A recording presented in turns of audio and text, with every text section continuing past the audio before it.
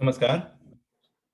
शौर्य प्रतिष्ठान व्हर्च्युअल फोरमवर आपल्या आजच्या कार्यक्रमाची खरं तर सभेची सुरुवात आपण करीत आहोत. नेहमीप्रमाणे अ, या कार्यक्रमाची सुरुवात प्रार्थनेने करूया. मी माधव मांजरेकर, माझ्यासोबत रमा मांजरेकर, आनंद लागू, संध्या लागू, सुबोध जोशी, गौरी जोशी, सागर साबडे आणि आदित बोंद्रे पण जॉईन होतील लवकरच. मंडळी आहेत उपस्थित. तर या व्हर्च्युअल कार्यक्रमाचा आरंभ आपण शांतीपाठाने करूया.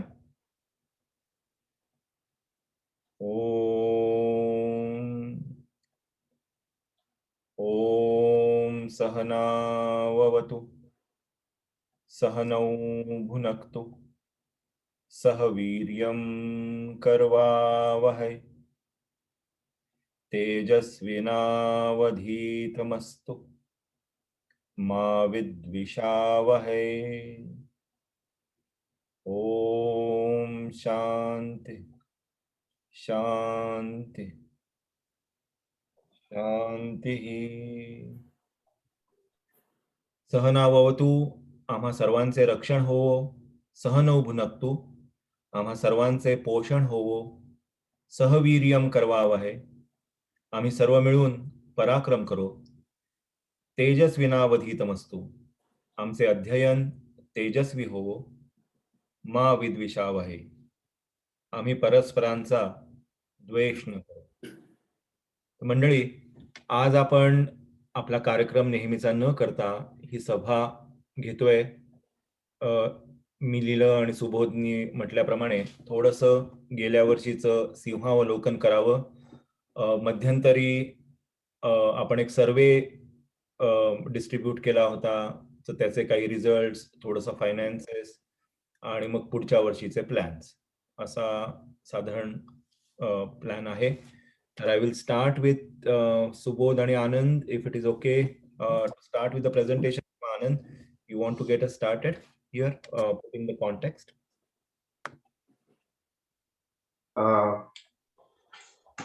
नमस्कार. आपण सगळ्यांनी गेलं वर्षभर या कार्यक्रमामध्ये सहभागी होऊन या कार्यक्रमाचं स्वरूप काय आहे हे पाहिलेलंच आहे.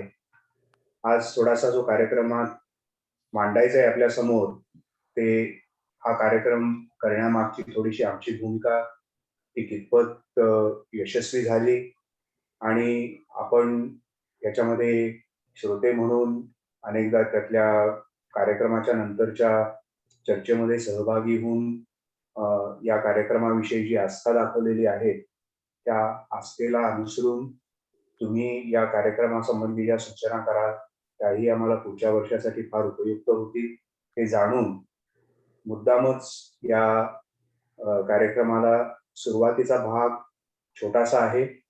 त्यानंतर आपल्याला पुरेशी चर्चा करता यावी आणि सर्वांनी आपली मतं मोकळेपणाने या कार्यक्रमाविषयी मांडावी असं आमच्या मनामध्ये आहे. तर कृपया त्या दृष्टीने या सुरुवातीच्या सिंहावलोकनाकडे बघून आपली जी मतं आम्हाला तुम्ही जर सांगितली तर त्याचा आम्हाला फारच उपयोग होईल. तर आता सुबोध सिंहावलोकनाचा जो भाग आहे तो मांडे. हो या. सो पहिल्या काही स्लाइड्स माधव म्हणाला त्याप्रमाणे डिसेंबरमध्ये जो सर्वे पाठवला होता त्या सर्वेचे काय रिझल्ट्स आहेत ते तुम्हाला दाखवतो पहिल्या काही स्लाइड्स मध्ये. माधव पुढची स्लाइड करतोस? व्यवस्थित दिसतंय स्लाइड शो आणि वगैरे व्यवस्थित. हो. आणि कोणाला दिसत नसलं, प्रॉब्लेम असला तर मग चॅट विंडो मध्ये सांगा. सो साधारण 3 ग्रुप्स आहेत या सर्वेचे मी जे प्रेझेंट करतोय ते, की पहिल्या 2-3 स्लाइड्स आहेत त्या अटेंडन्स बद्दल. पहिले काही प्रश्न होते की किती जणांनी हा सर्वे भरला ते आधी सांगतो. आपले 95 मेंबर्स आहेत, त्यातल्या 39 जणांनी हा सर्वे पाठवला. थँक्यू, धन्यवाद. नेहमी म्हणतो तसं फीडबॅक इज अ गिफ्ट. ह्या सर्वेतले रिझल्ट, सर्वेतली मी जी मतं मांडली त्याच्यामुळे हे आमचे कार्यक्रम बरोबर होत आहेत ना, आणि ते अजून सुधारण्याच्या दृष्टीने काय करता येईल वगैरे याच्यासाठी ही माहिती खूप उपयोगी पडते. सो पहिले काही प्रश्न होते की तुम्ही किती कार्यक्रम पाहिलेत, आणि बऱ्याचशा जणांनी जवळजवळ सगळे किंवा मेजॉरिटी कार्यक्रम पाहिले. साधारण 5% लोकांनी अर्धे तरी कार्यक्रम पाहिले, विच इज गुड. ग्रीन जो आहे पाय, काही लोकांनी साधारण पाव याच्यातले अगदी कमी कार्यक्रम पाहिले. पुढची स्लाइड. पुढच्या स्लाइड मध्ये मग विचारलं होतं की हे जे काही कार्यक्रम पाहिले, मेजॉरिटी पाहिलेले असोत, कमी पाहिलेले असोत, त्याचं ओव्हरऑल रेटिंग काय आहे तुमचं? ओव्हरऑल या कार्यक्रमामध्ये कार्यक्रम कसे वाटले तुम्हाला? 1 ते 5 आपण दिलं होतं. बऱ्याचशा मंडळींनी कार्यक्रम आवडले 4 किंवा 5 रेटिंग दिलंय. काही मंडळींचं 3 सुद्धा रेटिंग आहे. आणि पुढची जी स्लाइड आहे आता, त्याच्यात या दृष्टीने अजून प्रश्न होता की हे जे काही पाहिले नाहीत किंवा कमी रेटिंग होतं, त्याची मुख्य कारणं काय होती? कार्यक्रम आवडले नाहीत म्हणून, जमलं नाही म्हणून किंवा दुसरी काही कारणं होती. सो या स्लाइड मध्ये यू कॅन सी की जमलं नाही म्हणून शेड्यूलिंग कॉन्फ्लिक्ट हे मुख्य कारण होतं. आणि लाल जो भाग आहे पायचा, त्यातल्या त्यात नंतरचा मोठा, की कार्यक्रमात इंटरेस्ट नव्हता म्हणून. किंवा दुसरं काही कारण होतं. ग्रीन जो भाग आहे त्यानुसार दुसरं काही कारण होतं म्हणून पण नाही बघता आलं. हे मुख्यतः एकतर काही कार्यक्रम आवडले नाहीत किंवा जमलं नाही म्हणून कार्यक्रम बघितले नाही गेले, जे कमी बघितले गेले. पुढच्या ज्या 2 स्लाइड्स आहेत, पुढच्या 3 स्लाइड्स रादर, त्याच्यात ह्या कार्यक्रमाच्या स्वरूपाबद्दल प्रश्न होते. पहिला प्रश्न होता की हा 1.5 ते 2 तासाचा कार्यक्रम असतो. हे बरोबर वाटतं का तुम्हाला? 1.5 ते 2 तासाचा. हा फार कमी वाटतो, जास्त वाटतो? बहुतांश मंडळींनी सांगितलं की हे ठीक वाटतंय. आणि 28% आपण याच्यात बघतोय की त्यांनी सांगितलं की 1.5 तासापेक्षा जास्त हा कार्यक्रम होऊ शक्यतो होऊ दे नको.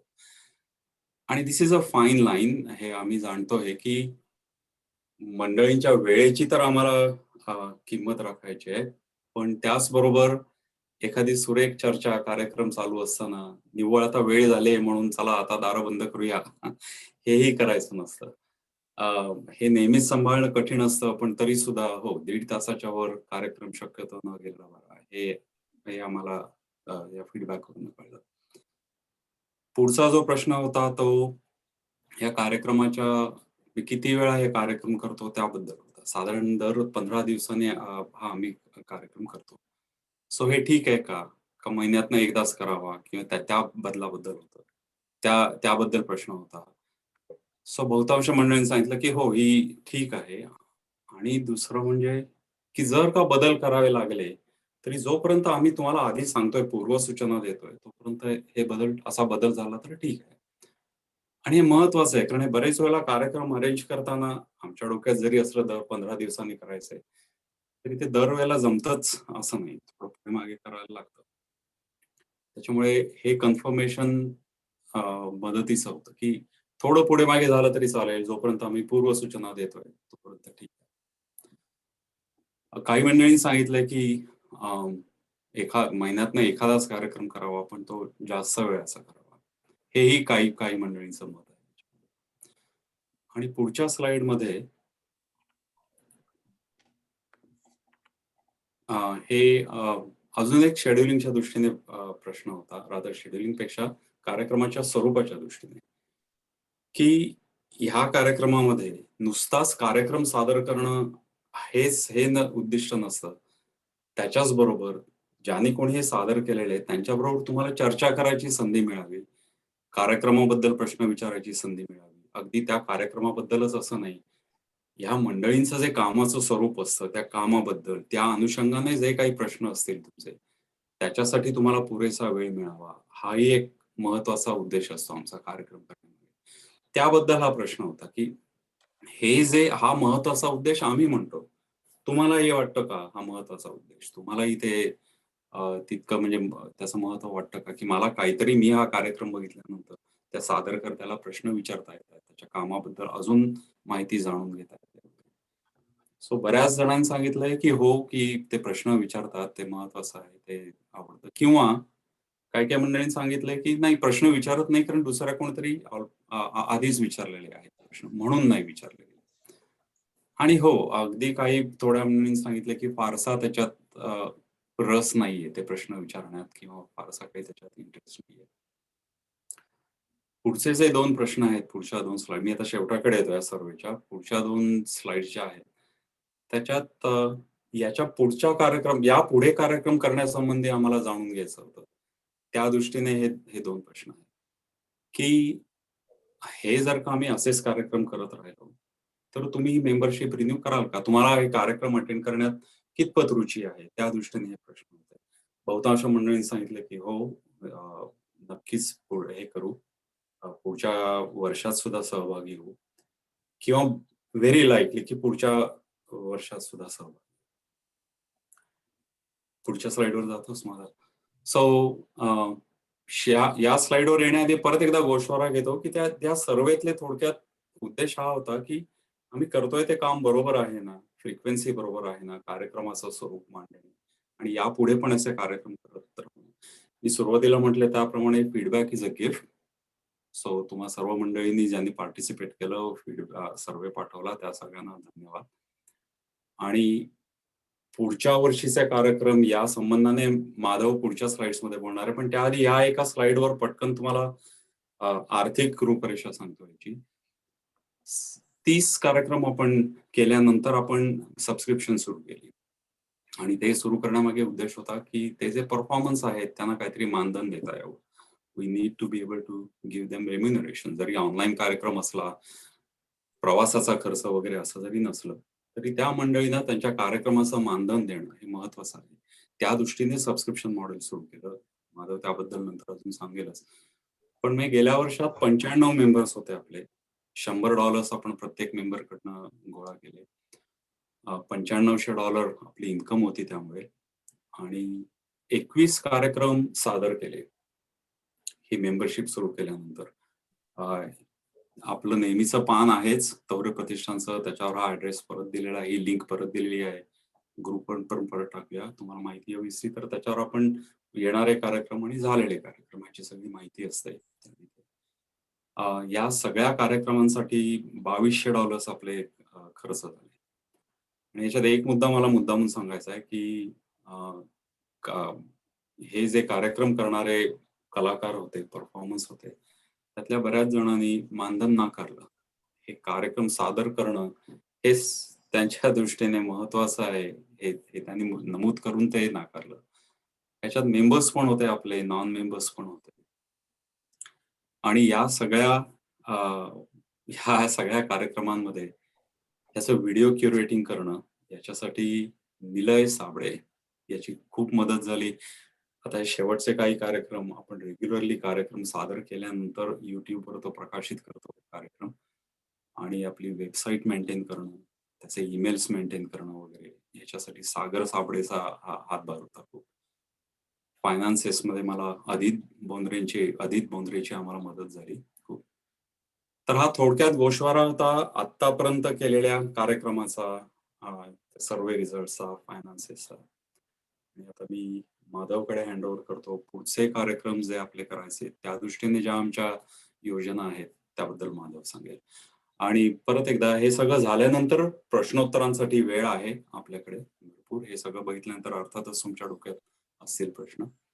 आता तरी मी माधवला सांगतो तुमच्या स्लाइड्स हँडल करायला. थँक्यू सुबोध. मी एक 5 मिनिटं बोलेन आणि just let me very quickly check somebody sets Sagar is sending the website address to everybody. तर 5 मिनिटं बोलेन आणि मग I will hand it over to Anand. की सुबोध आत्ता म्हटला त्याच्याप्रमाणे तसंच साधारण मंडळी, first of all thank you very much.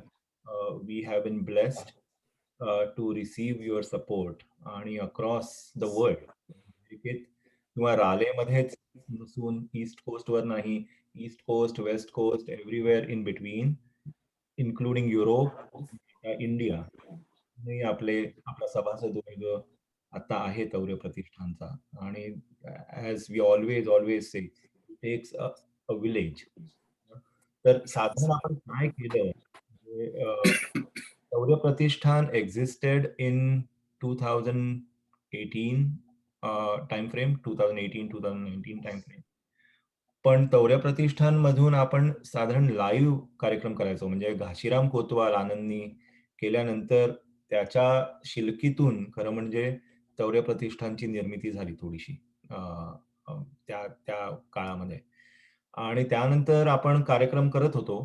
पण the real impetus for this Taurya Pratishthan आणि तौर्य प्रतिष्ठानचं virtual forum came about from the early days of pandemic. आणि दिस वॉज अगेन आनंद's आयडिया, की सगळेजण आपण आपल्या आपल्या घरांमध्ये कोंडले गेलेलो होतो. आणि माणसाची म्हणजे आपण नेहमी म्हणतो की भूक, निद्रा आणि मैथून या प्राथमिक गरजा आहेत. पण त्याच्या पुढे एक सोशलायझिंगची एक जी गरज आहे, की आपण we are called social animal. तर ती जी गरज आहे आपण या पॅन्डेमिकमुळे वी वर ऑल बंदिस्त. आपण सगळेजण एकदम अचानकपणे गेल्या मार्च 15 तारखेपासून अमेरिका आणि India just went into shutdown. आणि साधारण एप्रिलच्या सुमारास आनंदचंच हे असं हे होतं, की आपण काहीतरी करायला हवंय या संदर्भात. आणि this was his word that at that time he said, "rather than talking about social distancing, we should start talking about distant socialising." आणि त्यावरून ही कट्ट्याची कल्पना सुरू झाली. सो मे ते साधारण मला असं वाटतं एप्रिल, मे, जून हे 2-2.5 महिने आपण कट्टा सिंपल नाव त्याला. आणि दर बुधवारी आणि दर रविवारी असे म्हणजे रेडिओचे कार्यक्रम पूर्वी असत, त्या पद्धतीने पण हे व्हिडिओ कार्यक्रम. अ, आणि ह्याच्यामध्ये आणखीन एक महत्त्वाचं म्हणजे आता हे Facebook लाईव्ह किंवा Insta लाईव्ह याच्यामध्ये आणि आपल्या कार्यक्रमामध्ये काय फरक आहे? तर आपला कार्यक्रम हा बाय डायरेक्शनल कार्यक्रम आहे. म्हणजे कार्यक्रम सादर करणाऱ्यांना तर बोलता येतच, पण कार्यक्रम ऐकणाऱ्यांना देखील बोलता येतं किंवा प्रश्न विचारता येतात किंवा चर्चा करता येते. हा मला असं वाटतं फार महत्त्वाचा भाग आहे आपल्या कार्यक्रमामध्ये, की ती चर्चा होते किंवा त्या व्यक्तीला मला काहीतरी सांगावसं वाटतंय आणि ते सांगता येतं. हे मला असं वाटतं फार, फार, फार महत्त्वाचं आहे. आणि त्याच्यामुळे म्हणजे मी अत्यंत छानपणे सांगू शकेन, की आपल्या कार्यक्रमामध्ये असं कधीही झालेलं नाहीये, की "तू चूप बैस, तू गप्प बैस." असं आपण कधीही कोणालाही सांगितलं नाही. In fact every question has been given a chance in our program. आणि हे लाईव्ह करता येतं. हे म्हणजे प्रत्यक्षात तुम्ही त्या कलाकाराशी, त्या सादरकर्त्याशी संवाद साधू शकता. which was not there in Facebook Live, which was not there and which is still not there in Insta Live. So हा एक भाग. दुसरा भाग फार म्हणजे मी आता थोडंसं अभिमानाकडे जाऊ शकतो आपल्या ग्रुप संबंधी, की इतकं असून दरवेळेला मला मला हा प्रश्न असायचा कार्यक्रम सादर करणाऱ्यांकडून, की "अरे गोंधळ तर नाही ना होणार?" म्हणजे सगळ्यांना जर ओपन केलं, तर सगळेजण आपल्या चाव, चाव, चाव, चाव करून तो कार्यक्रम पाडणार नाहीत. पण आपली मंडळी आणि म्हणजे तुम्ही सगळी सभासद मंडळी इतकी उत्कृष्ट आहात आणि सो व्हेरी सोफिस्टिकेटेड, की कधीही मला असं सांगायला लागलं नाही, "शांत बसा, गडबड करू नका, अमुक होऊ नका." कारण सगळ्यात गडबड करणारा जो कोणी असेल, तो मीच होतो खरं म्हणजे सगळ्या कार्यक्रमांमध्ये. पण इतकं सुरेख या कार्यक्रमाचं म्हणजे from the participants point of view हे होतं, की प्रत्येक वेळेला मला कार्यक्रम झाल्यानंतर सादरकर्त्या लोकांनी सांगितलेलं आहे, तर तुमचा ऑडियन्स किती सुंदर आहे. इतका शिस्तबद्ध आहे, इतका व्यवस्थित नियमांना धरून हे करतो आणि त्या वेळेला तिथे प्रश्न आणि वगैरे, वगैरे. So again the second part of मी I wanted to say here was we are blessed not for your support, not just for your support, but for your participation and very म्हणजे नियमाला धरून शिस्तीला धरून पार्टिसिपेशन. नाहीतर काय मंडईत पण आपण पार्टिसिपेशन करतोच बेसिकली भाव करताना. So this is really really fantastic. Little bit going towards what Subodh sed, की 95 सभासद आहेत आपल्याकडे. $100 वर्गणी होती. 9500 आपलं इन्कम होतं गेल्या वर्षी. त्यातून मग आपण 21 कार्यक्रम, मग हे सशुल्क कार्यक्रम मी म्हणेन.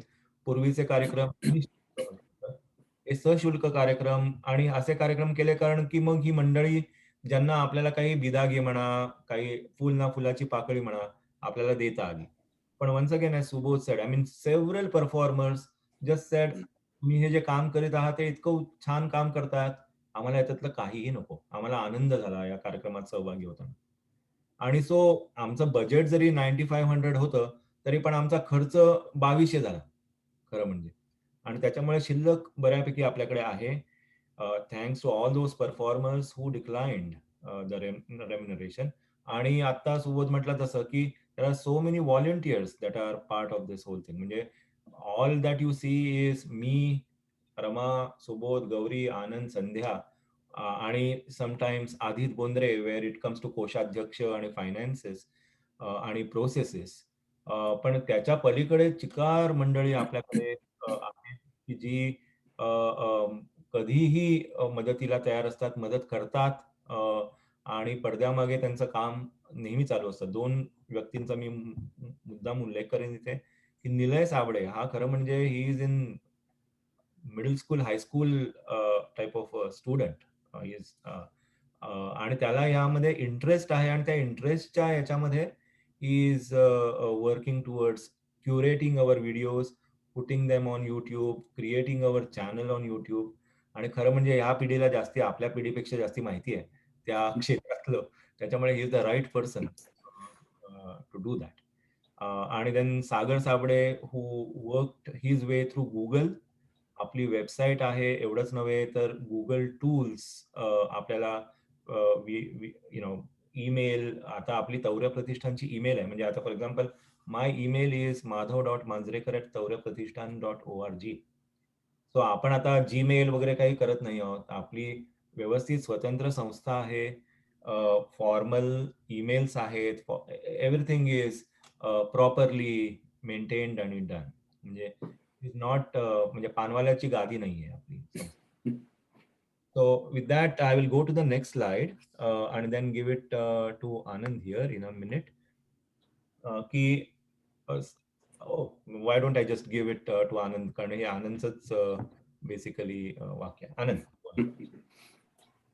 माधवनी जे सांगितलंय त्यात फारच थोडं मला आता आणखी काही सांगण्याची गरज आहे. परंतु जो जुना संस्कृत श्लोक आठवला की काव्यशास्त्र विनोदेन कालो गच्छति धीमताम व्यसनेन तू मूर्खाणा निद्रया कलहेन वा. आपण सगळे कोविडचं जेव्हा लॉकडाऊन सुरू झाला तेव्हा एकदम अशी पोकळी निर्माण झाली की आता कामावर जाता येत नाहीये, कोणाला भेटता येत नाहीये आणि या ह्याच्यामध्ये आपण काळ कसा घालवायचा आहे. हा काळ घालवणं हा कधी कधी जेव्हा एक मोठा प्रश्न होऊन बसतो. बरेचदा आपलं असं झालेलं आहे की आपण अमेरिकेमध्ये आलो आणि शिकायला आलो, काही लोक नोकरी करायला आलो, परंतु भारतात जे काही काम करत होतो त्यापेक्षा काहीतरी चांगलं आपण इथे करायचं आहे. इथलं या देशामध्ये जर आपल्याला टिकून राहायचं असेल, आपण या लोकांच्या पेक्षा जास्त तेवढेच तत्पर आहोत, तेवढेच कुशल आहोत, हे सगळं दाखवून द्यायचं असेल तरच आपला या परदेशामध्ये निभाव लागणार आहे, अशी कुठेतरी आमची तरी आमच्या पिढीची कल्पना होती आणि ती सगळ्यांचीच बहुतेक आहे. त्यामुळे असा जेव्हा एकदम प्रचंड काळ, ते आता काय करायचं या वेळेचं, अशी परिस्थिती फार वर्षांनी आपल्या लोकांसमोर सगळ्यांसमोर एकदम अशी उभी राहिली. तेव्हा त्यावेळेचा उपयोग चांगला व्हावा आणि आमच्या ग्रुपची जी काही एक थोडीशी आवड अशी होती परफॉर्मिंग आर्टची, त्याचा वापर आपल्याला करता यावा. यातून झूम हे जे मीडियम त्यावेळेला बऱ्यापैकी कुठे कुठे आपण वापरलं होतं, कुठल्या ऑफिसमधल्या मीटिंगसाठी वगैरे असं म्हणून. परंतु ज्या तत्परतेने ते मीडियम आपल्याला सगळ्यांना वापरणं सहज शक्य आहे हे लक्षात आलं. या सगळ्यातनं अशी एक ही वाढत गेलेली गोष्ट आहे. म्हणजे जसं माधवनी सांगितलं तसं की याच्या मागे काही खूप असा काटेकोर विचार होता आणि हे असंच करायचंय, असंच केलं तर ते बरोबर आहे, तसं केलं तर ते चुकीचं आहे. इतकं आता आपण कदाचित मागे वळून बघून थोडंसं बोलू शकू की या गोष्टी जास्त चांगल्या लोकांना रुचतात, या गोष्टी रुचत नाही.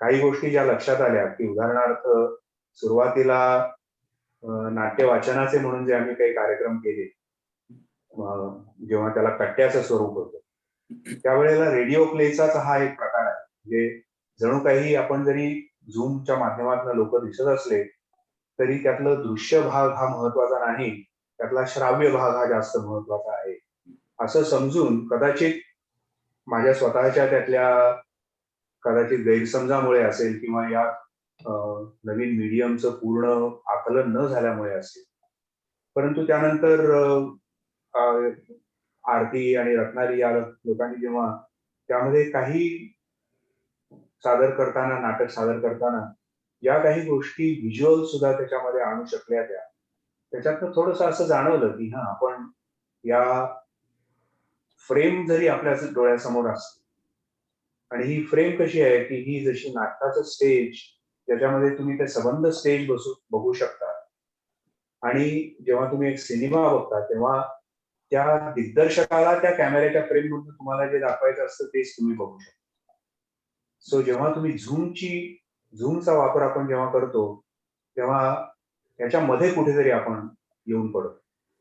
कारण प्रत्येक जो समोर आपल्या डोळ्यासमोर माणूस आहे तो माणूस तर केवळ त्याची फ्रेम त्याच्या बाहेरचं आपल्याला काही दिसू शकत नाही.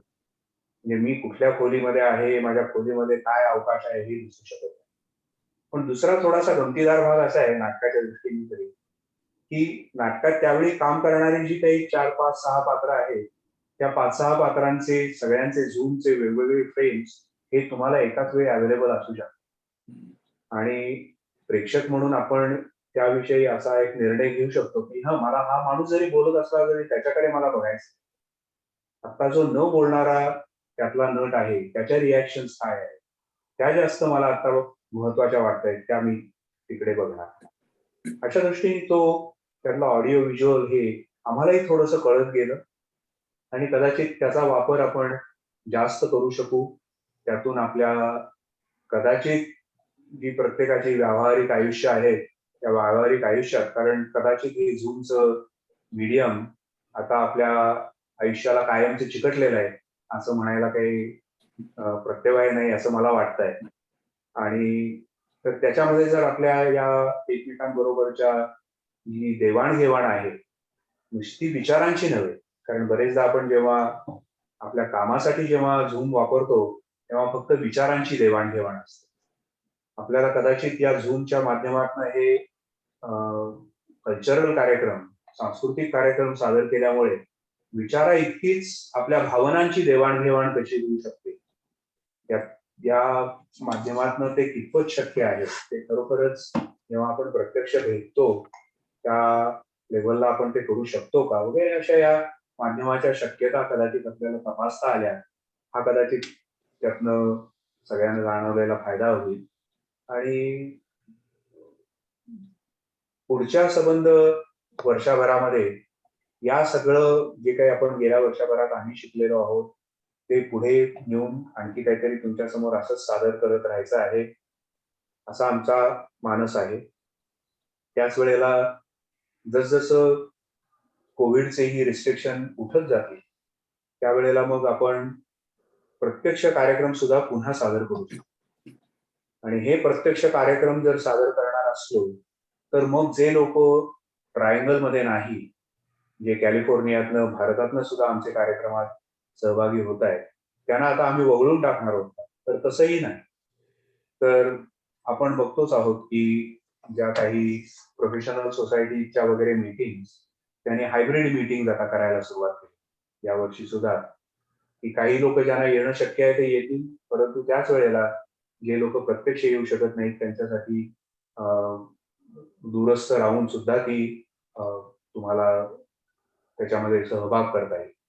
तर त्या पद्धतीने हा करायचा विचार आहे.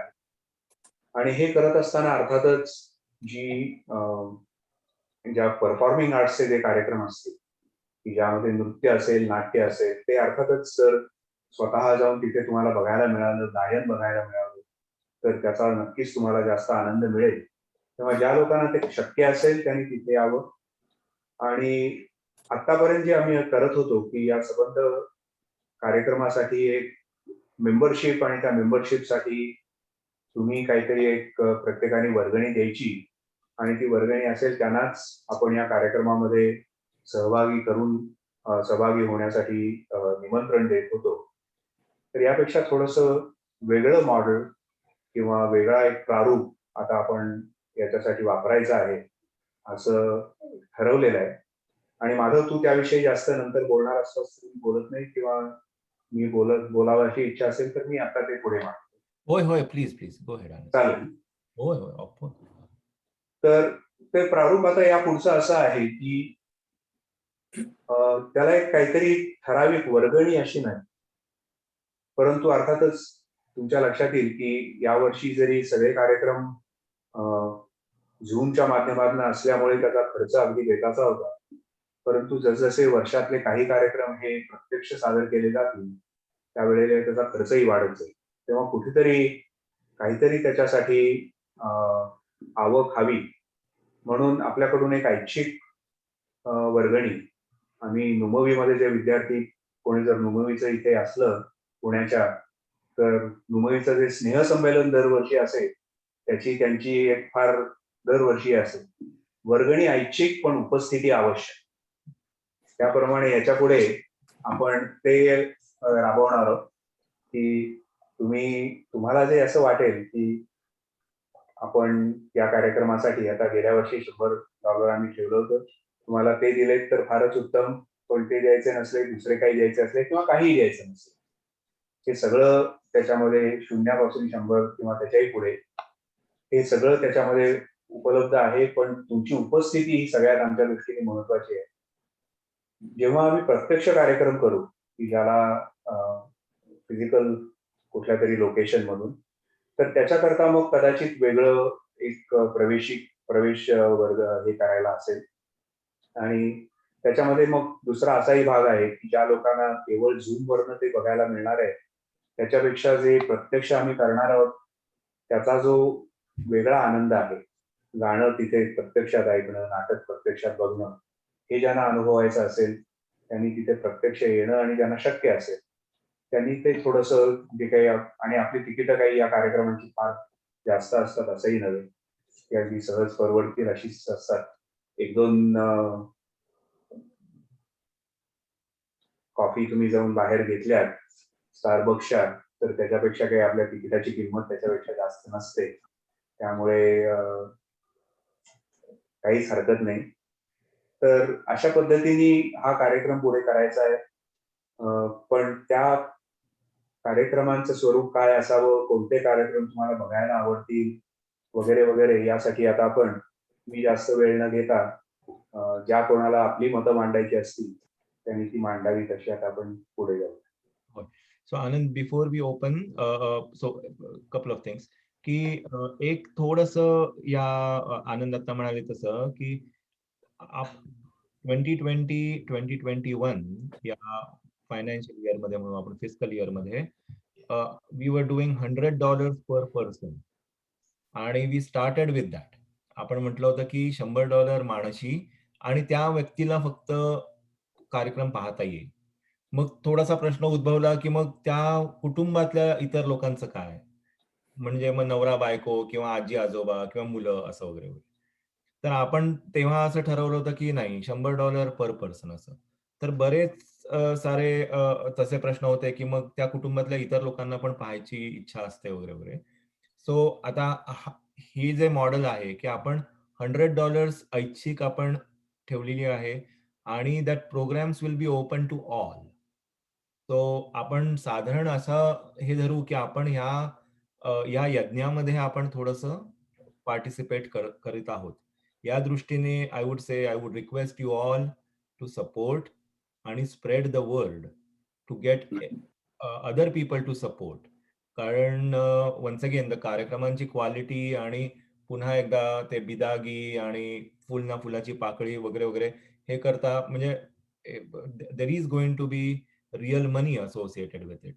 आणि we would want to request and solicit your generous donations, participations towards Taurya Pratishthan. हे एक. आणि दुसरं म्हणजे before I open to everybody, want to just check with Sandhya, Gauri, Rama, Aadit, Sagar, anybody wants to say anything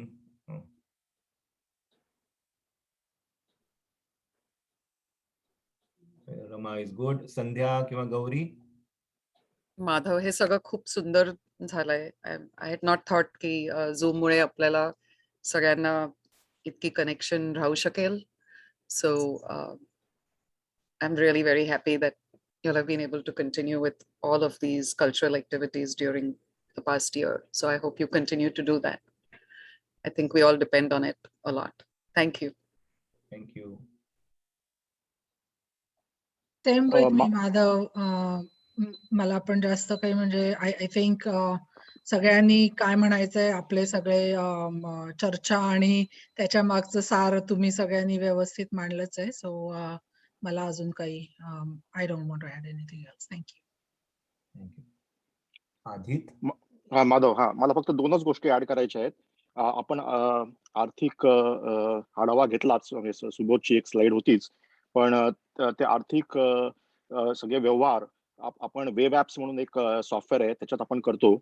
आणि प्रत्येक कार्यक्रम जेव्हा आपण ऑर्गनाईज करतो त्याचं आर्थिक नियोजन सर्वप्रथम खर्चाचा हिशोब मांडून वर्षाच्या शेवटी जमा खर्चाचा ताळमेळ लावून त्याचे पारदर्शक चित्र समोर आणण्यासाठी जे काही गोष्टी करायच्या आहेत त्या सगळ्या त्या वेब ऍप्स सॉफ्टवेअरमध्ये आहेत. त्याची फंक्शनॅलिटी ती एक गोष्ट मला सांगायची आहे.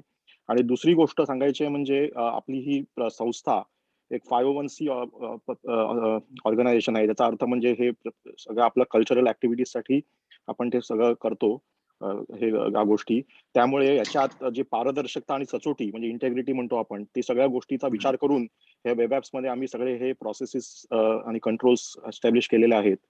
आणि दरवर्षी आपण त्या आपल्या संस्थेचा जो मेंबरशिप बेस आहे त्याचं सगळं आपण इन्कम टॅक्स IRS ला ते सबमिट करतो.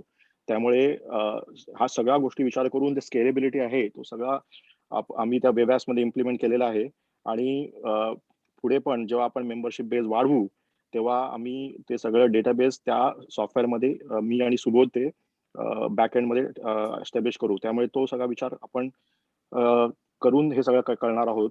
आणि दुसरी गोष्ट, अजून एक शेवटची गोष्ट मला सांगायची आहे म्हणजे आपण जेव्हा ते मेंबरशिप फीस भरू तेव्हा प्रिफर्ड मेथड झेले थ्रू आम्ही करायचा विचार केला. याचं मागचं कारण म्हणजे हे सगळं ही software is very integrated with Zelle bank of account. जो आपला बँक ऑफ अकाउंट आहे बँक ऑफ अमेरिकामध्ये, तर त्याचा जो अकाउंट आहे तो आपण त्या अकाउंटिंग सॉफ्टवेअरशी इंटिग्रेट केलेला आहे. त्यामुळे सगळे जे ट्रान्झॅक्शन ऑटोमेट झालेले आहेत. त्यामुळे शक्यतो तुम्ही जेव्हा हे पेमेंट कराल तेव्हा झेले थ्रू tauryapratishthan@gmail.com या वेबसाईटवरती करा. आणि याच्यात तुम्हाला काही इश्यूज असतील तर तुम्ही मला डायरेक्टली कॉन्टॅक्ट करू शकता. आणि मी आणि माझा आणि सुबोधचं ऑलरेडी याच्यावरती बोलणं झालेलं आहे. आम्ही एक डॉक्युमेंट पण क्रिएट केलेलं आहे, ते आम्ही ऑलरेडी त्या वेबसाईटवरती अपलोड करू. आणि त्याच्यात माझा नंबर पण असेल. त्यामुळे तुम्हाला काही इश्यूज आले तर मला निसंकोच तुम्ही मला कॉन्टॅक्ट करू शकता. एवढंच मला सांगायचं. धन्यवाद. सो आदित, ऍक्च्युली अजून एक तू म्हणाला होतास, तू वर्कफ्लो सेटअप केलायस त्यानुसार गेल्या वर्षीच्या मेंबर्सना कदाचित मेसेज गेला असेल, ते पण सांगून ठेवशील? हो सुबोध, थँक्स फॉर रिमाइंडर. हा, तर आम्ही ते एक सुबोध म्हटल्याप्रमाणे एक आम्ही वर्कफ्लो क्रिएट केला होता. म्हणजे दरवर्षी जेव्हा आपली मेंबरशिप एक्सपायर होते त्यावेळेला एक ऍक्च्युअली एक ईमेल जातं की to remind all the members की आता नेक्स्ट इयरची मेंबरशिप रिन्यू तुम्ही करा म्हणून. तर ते तुम्ही जेव्हा कराल तेव्हा जर तुम्हाला तुमच्या फॅमिली मेंबर्स कुठला एका फॅमिली मेंबर्स पैकी एका ते मेंबरशिप घ्यायची असेल तर तुम्हाला कदाचित तुम्ही एका फॅमिली मेंबर मध्ये नवरा बायको दोघंही मेंबर असाल तर कोणी एकाने जरी केली तरी सुद्धा चालेल. आणि तिथे ते लिंक वरती तुम्ही जर क्लिक केलं तर ऑटोमॅटिकली तुम्हाला ते त्या इनवॉइस तुम्हाला दिसेल आणि तुम्हाला तिथून डायरेक्टली पेमेंट करता येईल. त्यामुळे मला एवढं सांगायचं आहे की तुम्हाला जर फक्त एकाच फॅमिली मेंबरला जर काही स्वेच्छेने द्यायचं असेल तर तुम्ही कुठलाही फॅमिली मेंबरची म्हणजे नवरा असो किंवा बायको असो त्या ईमेलवर जाऊन तिथून तुम्ही ते पेमेंट करू शकाल. Perfect. Thank you, Adit and Subodh. So just one more line towards that from my side. की आदित म्हणाला तसं की it is a 501c3 organization, registered organization. So it is a tax exempt organization with the IRS. And all the donations that we receive can get all the patrons tax benefits. So त्या पद्धतीने आधीच issues the letters वगैरे वगैरे वगैरे. So all this is completely formal in the organization, and thanks to Adit, thanks to Subodh to put in all the back end processes and the checks and balances in the system.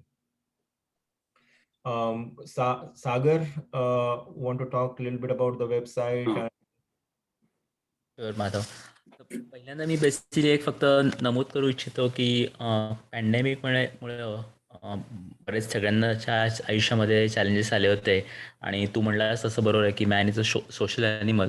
आणि तौर प्रतिष्ठानवरचे जे कार्यक्रम झाले त्यामुळं एक प्रकारचा मानसिक दिलासा मिळाला आणि 21 कार्यक्रमामध्ये खरोखरच कार्यक्रमांची गुणवत्ता हळूहळू वाढताना दिसली. त्याचा आनंद आहे. वेबसाईटचा ॲड्रेस मी आता चॅटमध्ये दिलेला आहे, taurapratiষ্ঠাन.org. ती जरूर बघा. त्याच्यामध्ये कॉन्टॅक्टर्स फॉर्म वगैरे जे सेटअप केलेले आहेत त्याद्वारे माधव आधी त्या ट्रेजररना किंवा कमिटी मेंबर्सना डायरेक्टली ईमेल जाते, ती पण व्यवस्था केलेली आहे. याबरोबर माधवनी सांगितल्याप्रमाणे ही जी नॉन प्रॉफिट ऑर्गनायझेशन आहे ते वापरून आपण ॲमेझॉनबरोबर टायअप केलेलं आहे. तर ॲमेझॉन स्माईल नावाचा एक प्रोग्रॅम आहे. त्याद्वारे जर ॲमेझॉनवर खरेदी केली तर ॲमेझॉनला होणारा त्या खरेदीतला 0.5% किंवा 1% हा चॅरिटेबल ऑर्गनायझेशनला ॲमेझॉन देत असते. तर त्यासाठी आणि हे फक्त नॉन प्रॉफिट ऑर्गनायझेशनला देते ती. तर हे आम्ही गेल्या 3-4 महिन्यापूर्वी ॲमेझॉनबरोबर सेटअप केलेलं आहे. त्याची लिंक पण मी त्या वेबसाईटवर दिलेली आहे. फक्त परचेस ॲमेझॉनवरून जर तुम्ही काही खरेदी करत असाल तर ॲमेझॉन स्माईल चॅरिटी वापरलं तर ते पण उत्पन्न तौर्य प्रतिष्ठानच्या गंगाजळीमध्ये मिळू शकेल. धन्यवाद. आणि आपलं YouTube चॅनल आहे. हां बरोबर. ते यूट्यूब चॅनलची लिंक पण त्या वेबसाईटवर आहे. प्लीज सबस्क्राईब करा. मागच्या कार्यक्रमांना तुम्हाला उजाळा परत द्यायचा असेल तर तुम्हाला बघता येतील. आणि काही अजून 1-2 मला वाटतं कार्यक्रम एडिट करायचे राहिलेले असतील जुने, पण बहुतेक सगळे कार्यक्रम निलेनी तिथे अपलोड केलेले आहेत. परफेक्ट. थँक्यू आदित. तर thank you Sagar, sorry. So let us go to the audience. Any questions, comments, concerns, thoughts, all feedback is welcome. And Subodh Maharaj, so it is a gift. I'll stop Yeah. share here and open up for the discussions.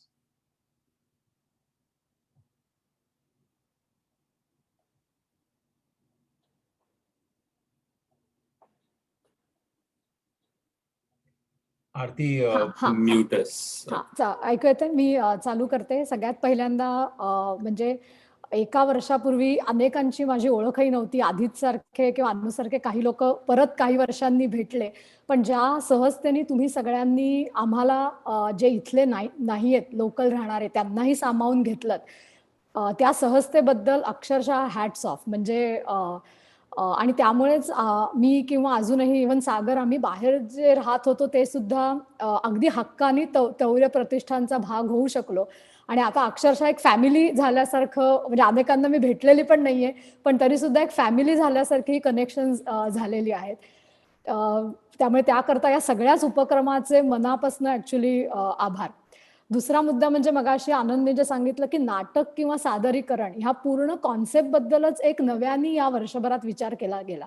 म्हणजे proscenium किंवा ते अवकाश आपण इतकं limited ह्याच्यामध्ये बघत होतो.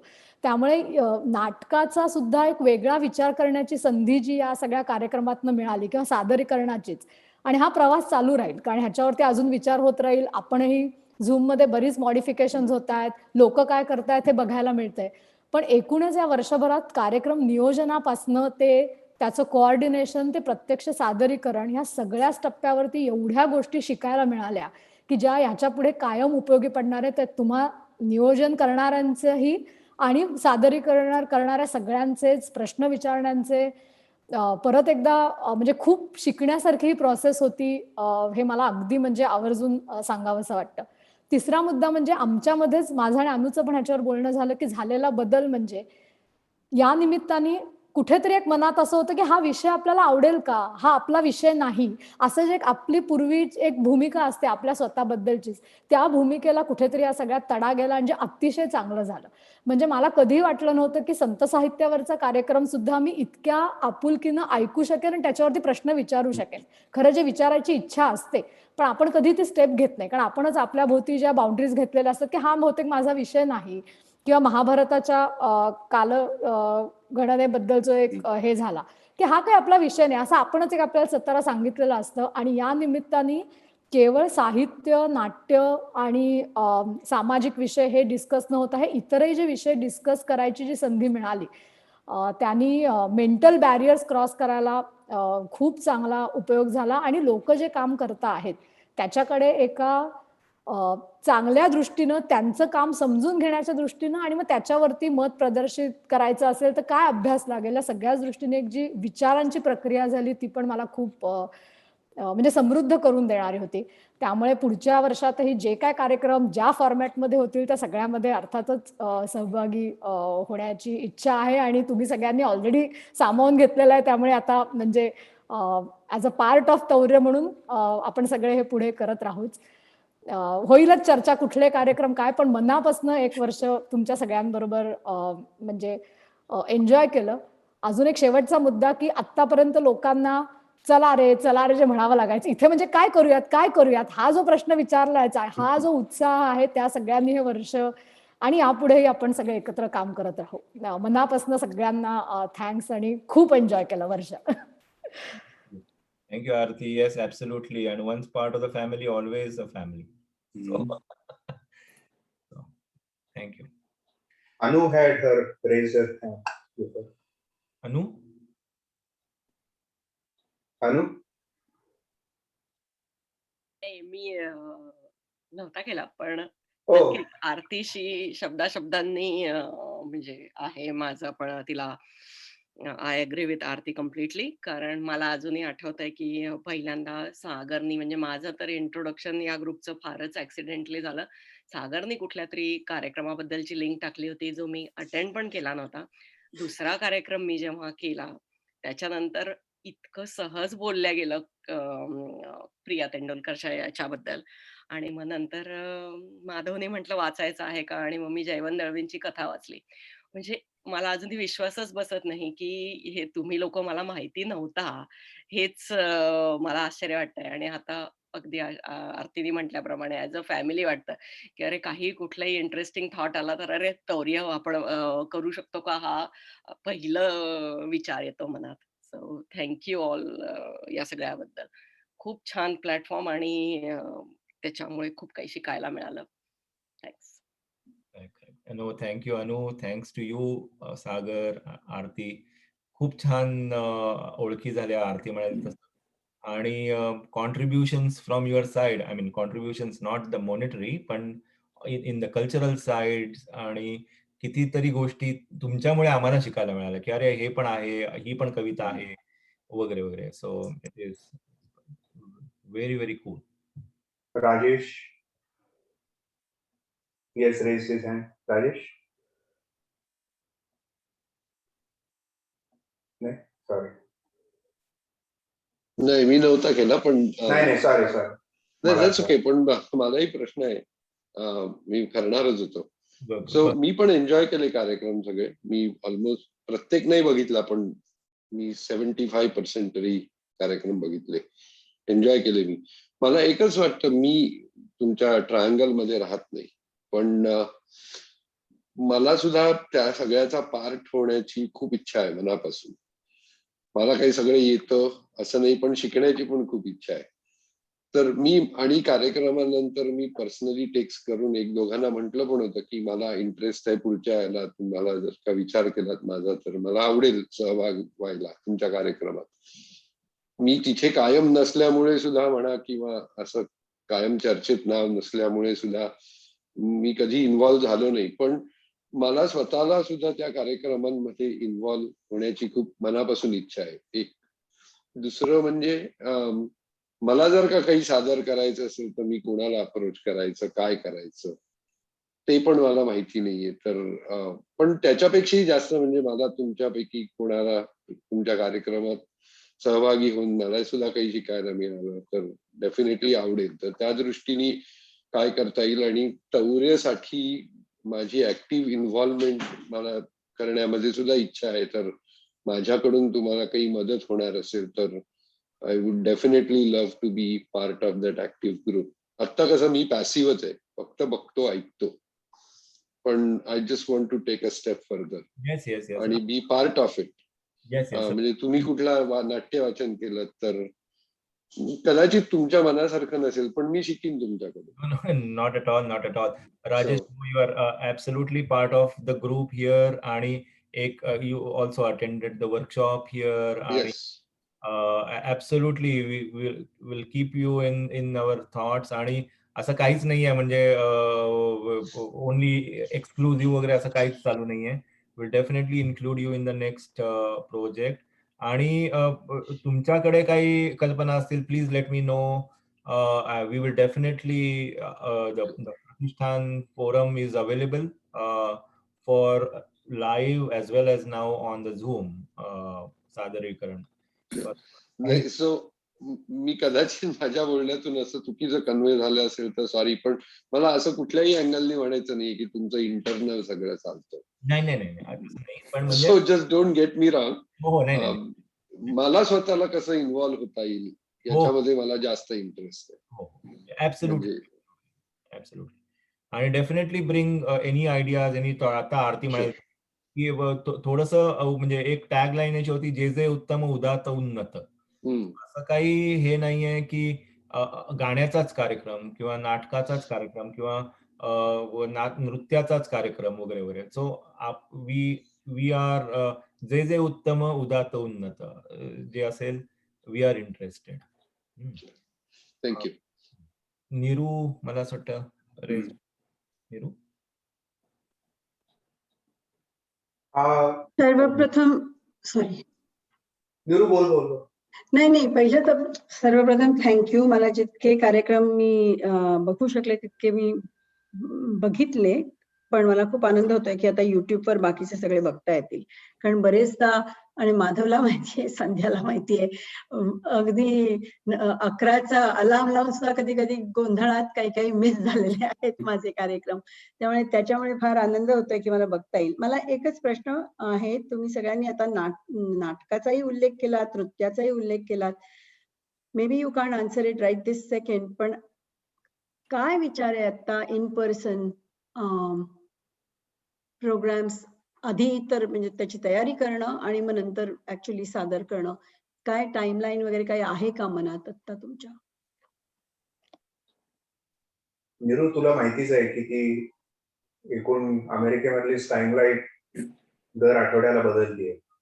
तेव्हा आम्ही जरी सांगितलं की नाही, आम्हाला पुढच्या महिन्यामध्ये लाईव्ह कार्यक्रम करायचा आहे, आणि जर नवीन फतवा आला की नाही 2 लोकांच्या पेक्षा एका खोलीमध्ये कोणी जमायचं नाही, तर अर्थातच ते शक्य होणार. सुदैव आपलं असं आहे की फोरमच्या फिजिकल स्पेसमध्ये आपल्याला, सॉरी रमा, तुला न विचारता मी हे डिक्लेअर करतोय, केव्हाही आपल्याला जागा मिळू शकते अशी जागा एक उपलब्ध आहे.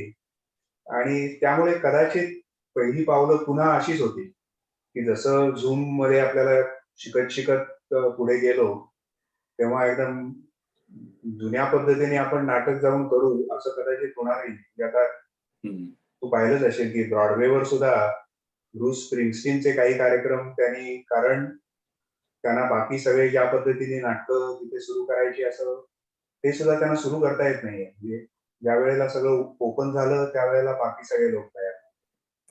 आता ते तयार आहेत तर पुन्हा त्याच्यावर बंधन आहे. नाही, बरोबर आहे आनंद. आय गेस माझं म्हणणं होतं की मला, माझ्या मनात असं होतं की कदाचित पुढचे 3 महिने तरी करता येणार नाही ना, असं कदाचित असा प्रश्न विचारायचा होता मला. कदाचित आपल्याला असं मॉडेल करता येईल, सुरुवातीचे काही तालमी झूमवर करायच्या आणि असं एक फ्लुइड ठेवायचं की जमलं तर आपण त्या दिवशी प्रत्यक्ष प्रयोग करू शकू, कदाचित नाही करू शकणार. हेही शिकायला लागेल आता आपल्याला, म्हणजे स्ट्रॅटेजिक प्लॅनिंग कसं करायचं या सगळ्या ह्याच्या. I might add a few things की मी हळूहळू भीत भीत का होईना ऑनलाईन चे इन पर्सन क्लासेस सुरू केलेत. पण अगेन इट डिपेंड्स ऑन, आनंद म्हणाला तसा, थोडंसं वीकली काय फीडबॅक आहे, काय सिच्युएशन आहे, त्याच्यावर थोडंसं डिपेंड करतं की म्हणजे आज इन पर्सन क्लास घेतला तर पुढच्या रविवारी इन पर्सन होईलच असं नाही. So we are going back and forth between Zoom and in person. बॅचेसचा साईज थोडा कमी केलाय. कंपल्सरी सगळ्यांना मास्क स्टुडिओमध्ये घालायला रिक्वेस्ट केलेली आहे. शक्यतो ओव्हर क्राउडिंग नको म्हणून पालकांना मी स्टुडिओमध्ये यायला अजून परवानगी दिली नाहीये. मीच स्टुडिओच्या बाहेर जाते 5 मिनिटं आफ्टर द क्लास, की काही प्रश्न असतील तर मी उत्तर देऊन मग मी पुढची बॅच आत घेते. So certain rules are following. Small baby steps मध्ये हळूहळू सुरुवात केली आहे. Let's keep our fingers crossed आणि see how the next couple months go आणि then take it from there. Thank you Shilpa. पण सगळ्यांना विनंती मात्र ही करायची की खरोखर या कार्यक्रमांसाठी जसं त्याचा अवकाश इतका मोठा आहे की त्याच्यामध्ये जे काही तुम्हाला वेगळे विचार आपल्याला हे ऐकायला आवडतील, या विषयावर काहीतरी ऐकायला आवडेल, कोणीतरी एक माणूस तुमच्या ओळखीचा असेल, कदाचित कॉलेजमध्ये तुमच्या बरोबर असेल आणि काहीतरी फार वेगळं करतोय, म्हणजे जसे वसंत वसंत लिमे आपल्याकडे आले की ते वासुदेव वारकर यांचे मित्र IIT पासूनचे, परंतु एका वेगळ्या पद्धतीचं काम ते करत राहतात आणि ते कुठल्याही पद्धतीचं ज्याला आपण विदग्ध कला नव्हे किंवा परफॉर्मिंग आर्ट नव्हे, पण तरी सुद्धा त्यांनी जे काही त्या दिवशी सादर केलं ते इतकं थरारक होतं. आणि असं प्रत्येकाला काहीतरी, जर कोणी असे अवलिये जर तुम्हाला असे कोणी माहित असतील तर जरूर आम्हाला कळवा. या अवलियांना आपण जरूर सगळ्यांच्या लोकांसमोर आणू. कोणीतरी कुठल्या तरी याच्यात जाऊन चिकाटीने गेले 10-15 वर्ष काम करतायत, काय काय करतात मला काही कळत नाही बुवा, असे असले अशाही लोकांना बोलवू आपण, कारण कदाचित त्यातनंही लोकांना काहीतरी फार मजेदार ऐकायला मिळेल. अगदी बरोबर. सागरने चॅटमध्ये लिंक पाठवली आहे कॉन्टॅक्ट करण्यासंबंधी, आणि नंतर मेंबर्स ग्रुपवर पण आपण सगळ्यांना उपलब्ध करून देऊ. या इन जनरलच गोषवारा आहे असा, पण I just wanted to make sure you are aware की आम्हाला या आनंद जसा म्हणाला, कुठला अवलिया तुमच्या नजरेला पडला असला तर त्या लिंक्स वापरून आम्हाला जरूर कळवा. हॅलो. आहे का? ओके. पहिल्या प्रथम थोडंसं काहीतरी रिपीट आहे, पण तरी सुद्धा सांगावंसं वाटतं की खूपच छान प्रोग्राम केलाय. हे जे सोशल आयसोलेशन वाटत होतं त्याला झूमची फार मदत झाली. आणि मी कम्प्युटरचं माझं नॉलेज तुम्हाला सगळ्यांना माहिती आहे, अगदी भीत शिकले आणि आय एम सो हॅपी की मी झूम बद्दल शिकले आहे आता. म्हणजे पाटी पेन्सिल पासून सुरुवात केली होती आमच्या पिढीने. तर त्यामुळे खूप फायदा झाला. वैविध्य खूप आवडलं ह्याचं. आणखीन काही 1-2 गोष्टी मला जरा थोड्याशा वाटतात सांगाव्याशा. एक वर्गणीबद्दल मला वाटलं, कारण बाकी सगळं खूप जणांनी सांगितलेलं आहे जे मला म्हणायचं होतं ते, की अप्रिसिएशन, आणखीन वैविध्य आणि पार्टिसिपेशन वगैरे वगैरे. तर ते मी रिपीट नाही करत. जे थोडंसं वेगळं वाटतंय ते तेवढंच सांगते.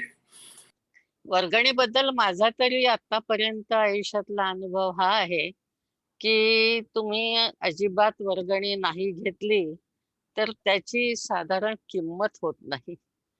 हे म्हणायला मला वाईट वाटतं, पण होतं खरं असं, किंवा मग जाऊ, मग करू, मग काय कसं झालं.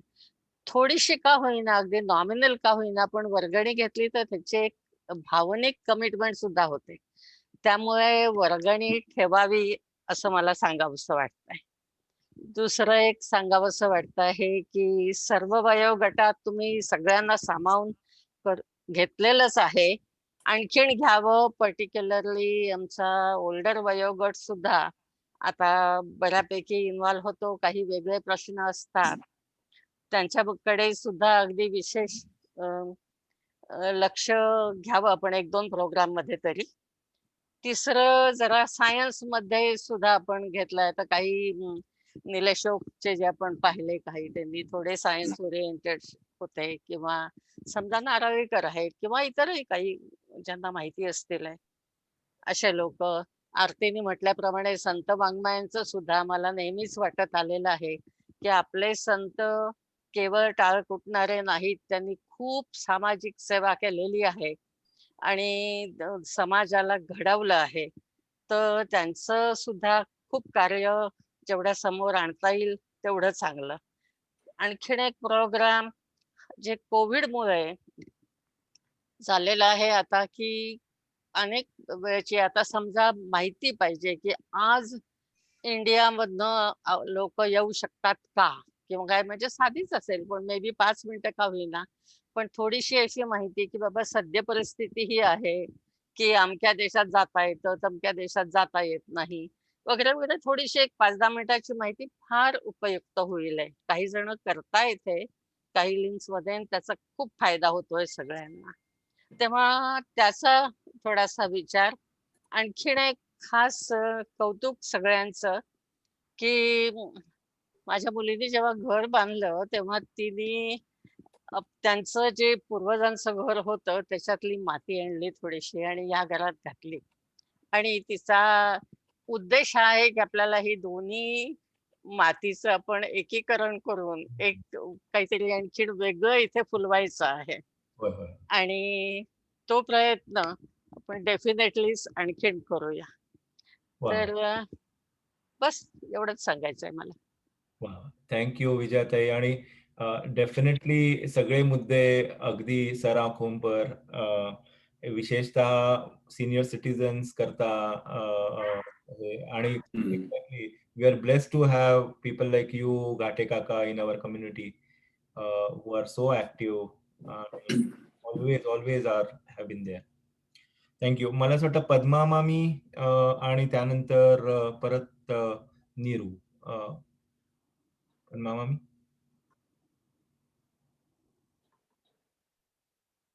म्यूट आहात तुम्ही. आणि नीरू नाही, चुकून झालं. ओ अच्छा अच्छा, बरं. पद्मा मामी म्यूटेड आहात तुम्ही. हा, येत आहे का आता ऐकू? येत आहे ना? होय होय. हा, मी मुंबईवरनं बोलतेय. मी जवळजवळ सगळे कार्यक्रम पाहिले, काही कारणाने काही मिस झाले कार्यक्रम माझे, पण मला एलकुंज द्वारांपासून कार्यक्रम असे जे आठवत आहेत तसं थोडस मी बोलणार आहे. तो कार्यक्रम फार सुंदर झालाच होता. त्याच्यानंतर नाट्य विषयक झाला, साहित्य विषयक झाले, गाण्याचेही काही कार्यक्रम झाले. मामी ऐकू येत? हो, ऐकू येत आहे, पण फक्त थोडस इंटरजेक्शन, व्हेरी क्विक इंट्रोडक्शन करून देतो मी. हा, ओके ओके ओके ओके. हा हा, सांगाल का मौज बद्दल पण मामी थोडस? मौज बद्दल तू सांग, मी मग इतर बोलते. मला वाटतंय की मौज बद्दल फार काही बोलायला हवंय असं नाही. मौज सगळ्यांना माहिती आहे. थोडस बोलू का मी मौज बद्दल? होय होय, प्लीज प्लीज. ओके ओके, ठीक आहे, हरकत नाही. मौज प्रकाशन ही गेले 70 ते 75 वर्ष मराठीमधली अत्यंत अग्रगण्य अशी प्रकाशन संस्था आहे. कदाचित आपल्या पैकी बऱ्याच जणांना याच्याबद्दल माहिती असेल. आणि मौजेची पुस्तकं, त्यांची क्वालिटी आणि मौजेतनं जे काही साहित्य छापून येतं त्याबद्दल आपल्यापैकी बऱ्याच लोकांना माहिती असेल. आपण मौजेचे कदाचित रेग्युलर वाचकही असाल, कारण महेश एलकुंचवार वगैरे हे आमचे अगदी नेहमीचे लेखक आहेत. अर्थात आता ते त्यांचे कार्यक्रम होऊन गेले, तर त्यावेळेला सोनाटा वगैरे अशी जी पुस्तकं आहेत ती मौजेतर्फेच प्रकाशित झालेली आहेत. पु ल देशपांडे हे आमचे, म्हणजे त्यांची जास्तीत जास्त पुस्तकं मौजेनीच प्रकाशित केलेली आहेत. मंगेश पाडगावकर, विंदा करंदीकर, वसंत बापट किंवा सई परांजपे हे सगळे जुने जे लेखक आहेत ते सगळे मौजेचे अतिशय जवळचे आणि अतिशय घरगुती संबंध असलेले लेखक. आणि आत्ताचे मिलिंद बोकील, सानिया, आशा बग्गे, मोनिका गजेंद्र गडकर इत्यादी जे लेखक आहेत आघाडीचे, आणि लावचट म्हणा, विजयाबाई राजाध्यक्ष, हे सगळे आमचे पूर्वापार आमच्याकडे लेखन करत असलेले, म्हणजे ज्यांची पुस्तकंही निघाली आहेत आणि रेग्युलर बेसिसवरती ते लोक दिवाळी अंकांमध्ये पण आमच्या लेखन करतात. तर अशी 70-75 वर्षाची परंपरा लावलेल्या मौज प्रकाशन गृहामध्ये माझा आडनाव भागवतच, म्हणजे आमचा फॅमिली बिझनेसच आहे. मी आता परंतु मी अगदी म्हणणार हो बरोबर, आमचा हा फॅमिली बिझनेसच आहे. मी साहित्याचा अभ्यास केला नाही, परंतु भाषेची अत्यंत आवड लहानपणापासून, ती मला आता इथे लग्न झाल्यावर उपयोगी पडली. मुलं झाल्यावर घरचाच व्यवसाय होता म्हणून मी त्यात पडले असं नाही. आमची फॅमिली खूप मोठी आहे, पण मी एकटीच या व्यवसायामध्ये संपादनाचं आणि पुस्तकाचं काम करते. याचं कारण ते किचकट जे काम असतं आमच्याकडे, अतिशय किचकट, म्हणजे कोणीही म्हणतील की बाल की खाल काढणारे हे लोक आहेत, आणि मौजेच्या पुस्तकांना उशीर होतो त्याचं एकमेव कारण म्हणजे माधव, मी बोलले तर चालणार आहे ना? हो, चालेल चालेल. अगदी आपण संपूर्ण कार्यक्रमच करायला पाहिजे.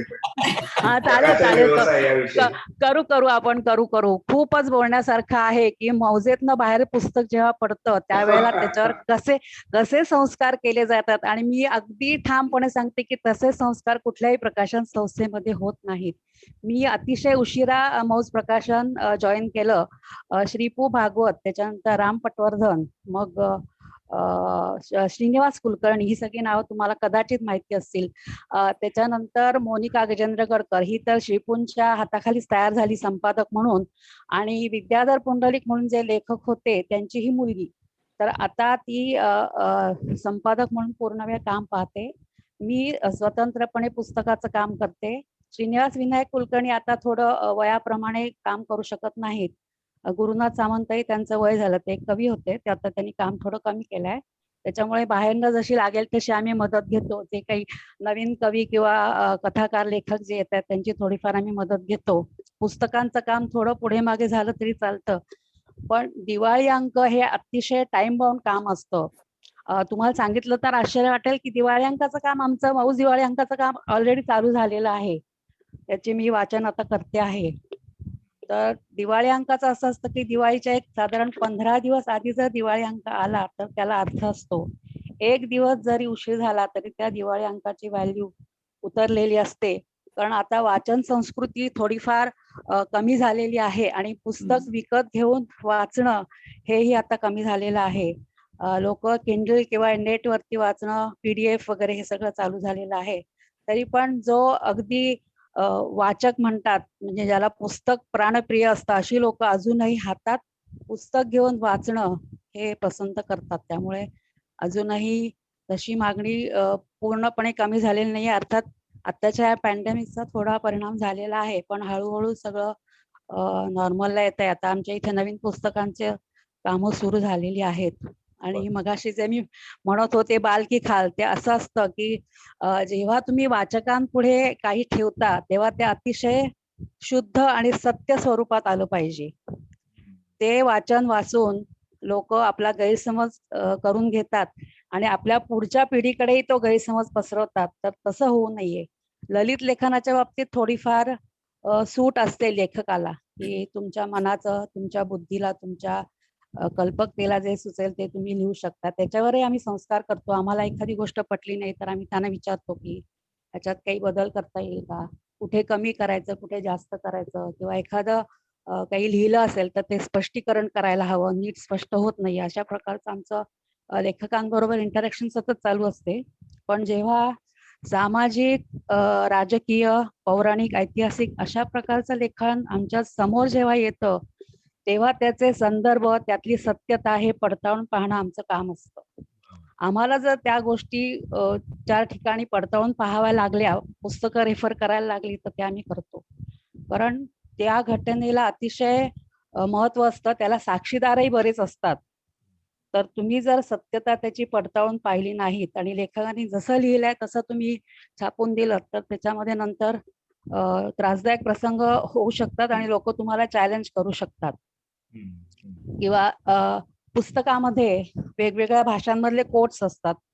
कधी उर्दू असतं, कधी इंग्रजी असतं, गुजराती असतं, संस्कृत असतं.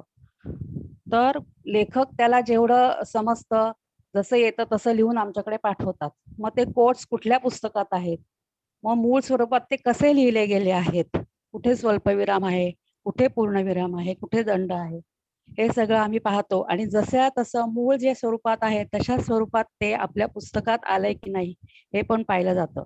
पुस्तकात लिहिलेल्या गोष्टी आम्हाला पूर्णपणे समजणं आवश्यक असतं आणि जेव्हा आम्हाला त्या पूर्णपणे समजतात, आम्ही जेव्हा समाधानी असतो की येस, ह्या पुस्तकावर जे जे आम्हाला करणं शक्य आहे ते ते आम्ही केलेलं आहे. आणि एक क्षण असा येतो त्यावेळेला आम्हाला जाणवतं की यस, आता हे पुस्तक छपायला द्यायला हरकत नाही.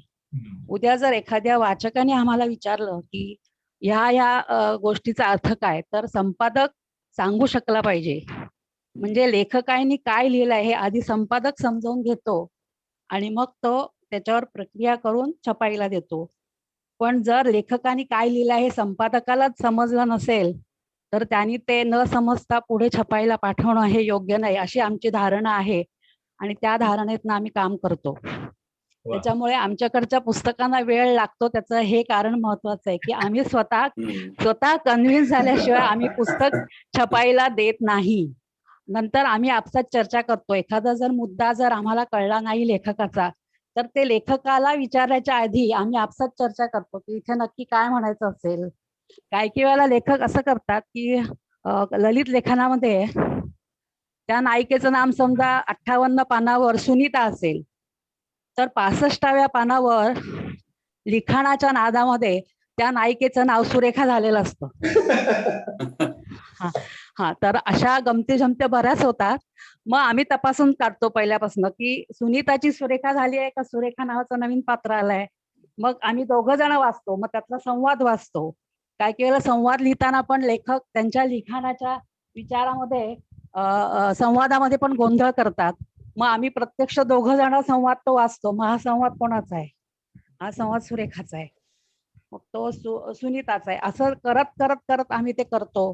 काही वेळेला त्या लेखकांचं अक्षर इतकं भयंकर असतं की ते वाचणंच कठीण असतं.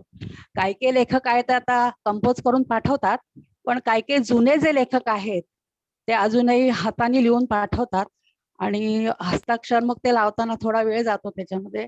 मग त्याच्यात देवाणघेवाणीत पण वेळ जातो. काय लिहिलंय, तुम्हाला नक्की काय म्हणायचंय, अशी सगळी ती प्रोसेस असते. तर मला वाटतं आता मी हे जे बोलले तेवढे पुरेसं आहे. आता जर आपण तुमच्या कार्यक्रमांकडे वळूया. गाण्याचे कार्यक्रम झाले, नाट्यविषयक झाले, नंतर मला छायादातारांचा कार्यक्रम आवडला. त्या बुजुर्ग कलाकार आहेत, त्याच्याबद्दल काही शंका नाही. मला आवडला तो सानिका गोरेगावकरचा कार्यक्रम खूप आवडला. ती अतिशय तयारीची गायिका आहे आणि मी तिचं गाणं प्रत्यक्ष ऐकलेलं आहे. ती टप्पा वगैरे फार सुंदर गाते. म्हणजे तिचा टप्पा जेव्हा ऐकला तेव्हा आम्हाला मालिनी राजूरकरची आठवण आली, इतकं ती छान गाते. नंतर नाट्यविषयक कार्यक्रम झाले. मला विशेषतः विजय जोशी नंतर शेवडे यांचे कार्यक्रम जास्त आवडले आणि त्यांचे कार्यक्रम ऐकत असताना असं जाणवलं की आपल्या ज्ञानामध्ये आणि माहितीमध्ये खूप फरक पडतोय. सगळे विषय काही आपण ज्ञानार्जन करू शकत नाही सगळ्या विषयांमध्ये, पण असं जेव्हा वाचतो तेव्हा निश्चितच ते आपल्या ज्ञानामध्ये वृद्धी होते आणि कुठेतरी आनंद होतो की काहीतरी नवीन माहिती मिळते, आपल्या ज्ञानामध्ये वाढ होते. आणि त्या मिसेस जोशी पण एकदा थोडंसंच बोलत आणि त्या तेवढ्यात त्यांच्या बोलण्यावरनं जाणवलं होतं की त्यांचाही या सर्व विषयांवरचा चांगला अभ्यास आहे. आणि आणखीन एक विजय जोशी असं त्या कार्यक्रमाचं समापन करताना म्हटले होते की कृष्ण हा विषय असा आहे त्याच्यावर बरंच काही बोलण्यासारखं आहे. आपल्याला आठवतंय का? हा, तर माझ्या असं एक डोक्यात आहे की विजय जोशींना आपण कृष्ण या विषयावर एकदा बोलायला सांगायचं का? कारण तो विषय अतिशय इंटरेस्टिंग आहे आणि खूपच वास्ट आहे आणि ज्या अर्थी ते बोलले त्या अर्थी त्यांचा नक्की त्या विषयावर अभ्यास झालेला असणार. तर कृष्ण या विषयावर आपण एक कार्यक्रम करावा. आणि आणखीन एक म्हणजे की गायनाचे कार्यक्रम झाले, पण इन्स्ट्रुमेंटल अजून तसा कार्यक्रम आपला झाला नाही असं मला वाटतंय. कदाचित झाला असेल आणि तो माझा मिस झाला असेल माहिती नाही, पण इन्स्ट्रुमेंटलचा झालाय का आपला काही कार्यक्रम? इन्स्ट्रुमेंटलचा नाही झाला, बरोबर आहे. हा हा, एक्झॅक्टली. तर असे बरेच नवीन कलाकार आहेत भारतामध्ये. म्हणजे आम्ही मुद्दाम नवीन कलाकार असले की त्यांचं गाणं ऐकायला जातो आणि आमचा असा काही बुजुर्ग म्हणजे अतिशय उत्तम जे म्हणतो आपण A1 गायक किंवा कलाकार आहेत, मोठे इन्स्ट्रुमेंटलिस्ट ऐकायला पाट्या टाकतात, असंही आम्ही पाहिलेलं आहे. आणि त्याच्या तुलनेत नवीन जे इन्स्ट्रुमेंटलिस्ट आहेत ते अतिशय प्रेमाने वाजवतात आणि त्याचा आनंद घेऊन आपण ते कार्यक्रम ऐकू शकतो, असेही आम्ही अनुभव घेतले. आणि असे बरेच नवीन इन्स्ट्रुमेंटलिस्ट आहेत की जे चांगलं वाजवतात, चांगला परफॉर्मन्स देतात. तर असाही आपण एखादा कार्यक्रम करू शकतो. आणि विजय जोशींकडनं कृष्णावरती ऐकायला मला आवडेल, म्हणजे मी I am waiting for it असं म्हटलं तरी चालेल. होय होय. तर अशी 1-2 ही सजेशन्स आहेत. बाकी जे काय चाललंय ते चांगलंच चाललंय.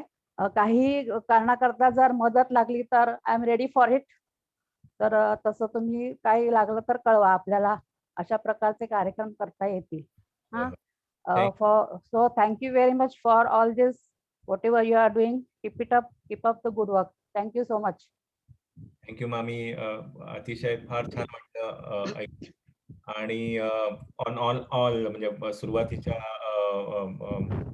बद्दलचं तुमचं जे बोलणं आहे आणि निश्चितपणे शालिनी पण लिहिलंय की छान कार्यक्रम आपण करू शकू पुस्तक प्रकाशनावर, कॉन्टिनेंटल प्रकाशन वगैरे असे हे करून.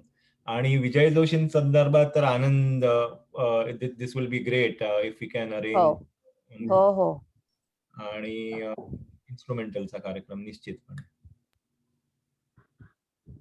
Very nice. Okay, thank you. Thank you. आणखीन कोणी? Anybody wants to say anything? आपण आपल्या शेवटाकडे जाऊ. सुरुवातीला जे सुबोधनी ज्या स्लाइड्स दाखवल्या त्याच्यामध्ये एक अगदी छोटा भाग असा होता की तुम्ही जर चर्चेमध्ये सहभागी झाला नाही ते का झाला नाही. त्यात मला वाटतं काहीतरी 10% लोकांनी असं सांगितलं होतं की मला प्रश्न विचारायचे होते पण विचारायची भीड वाटली. हे असं का होत आहे? कोणी काही बोलू शकेल का? म्हणजे हा अर्थात असा प्रश्न आहे की catch-22 आहे की ज्यांना भीड वाटते ते बोलणार नाही. त्यामुळे कशामुळे भीड वाटली असं जर कोणी सांगू शकलं तर ते उपयुक्त ठरेल. कारण बरेचदा लोकांना काहीतरी महत्वाचं बोलायचं असतं पण का बोललं जात नाही.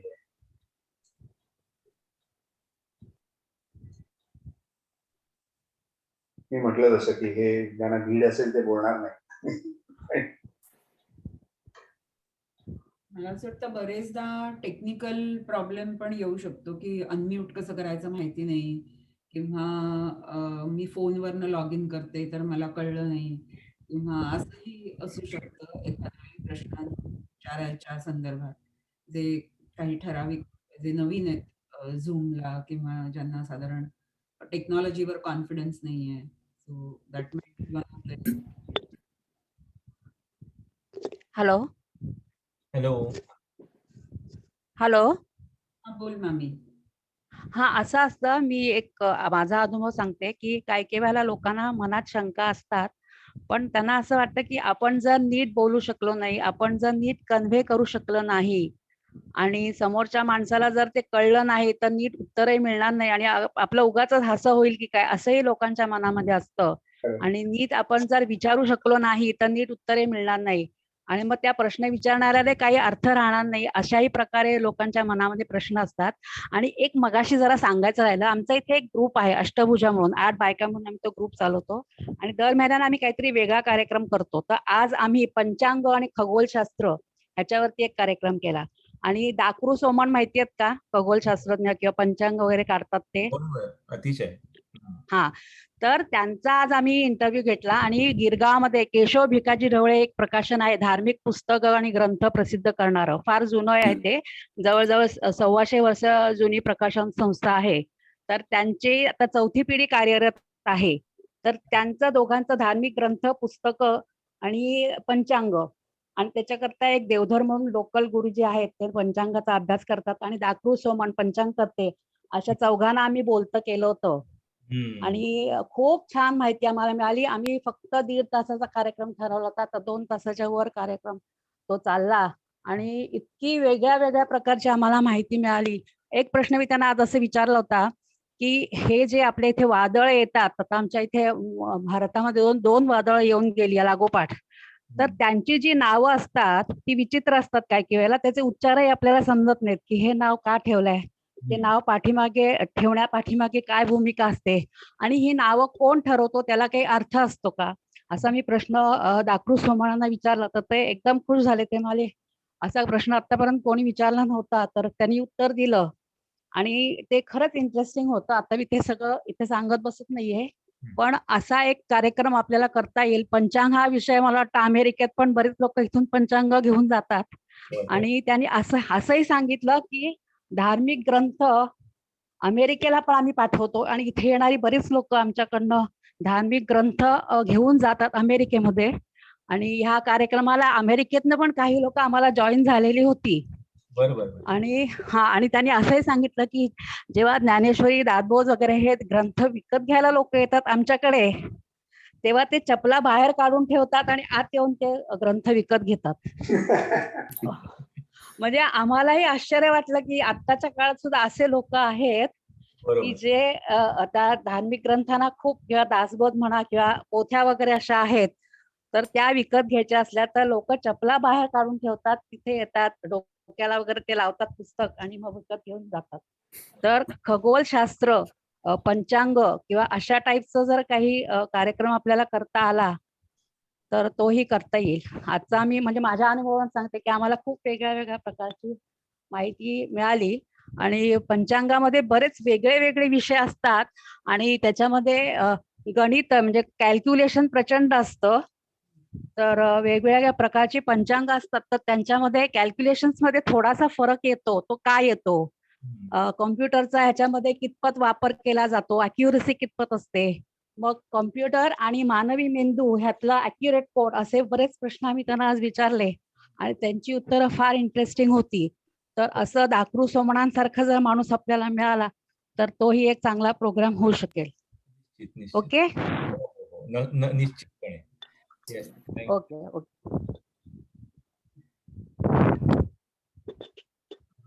Anybody else? तर आपण आता कार्यक्रमाच्या शेवटाकडे जाऊ. आय विल आस्क सुबोध, काही सुबोध शेवटचं हे, नाही तर मग we will give the last word to Anand. Subodh?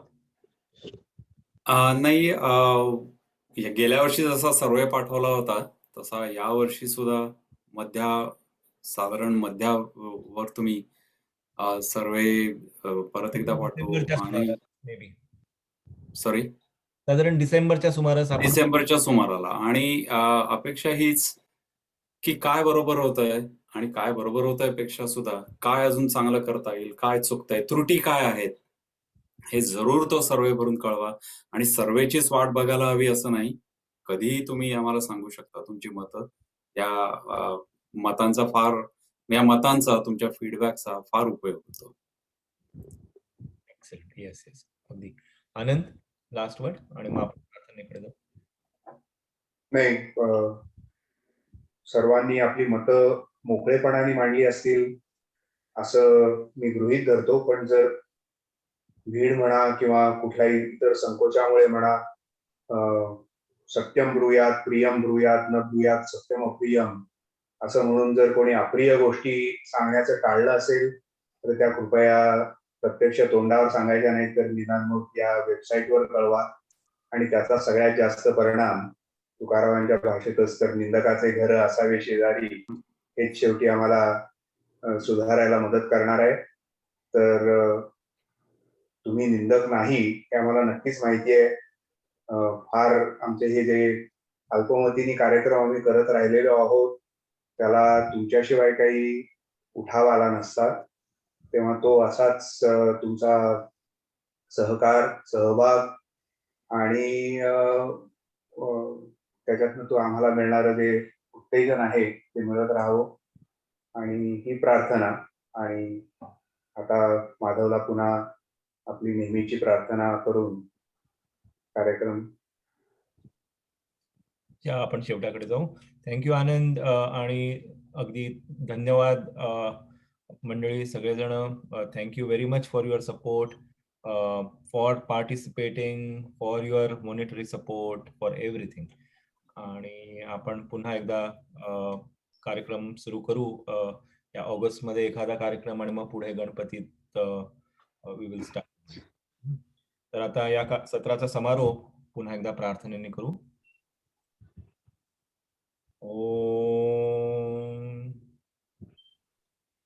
ओम सर्वे सुखिनः भवन्तु,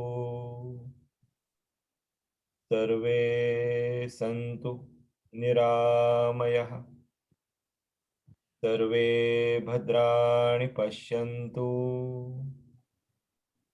मा कश्चित् दुःखभाग् भवेत्। ॐ शान्ति शान्तिः। नमस्कार.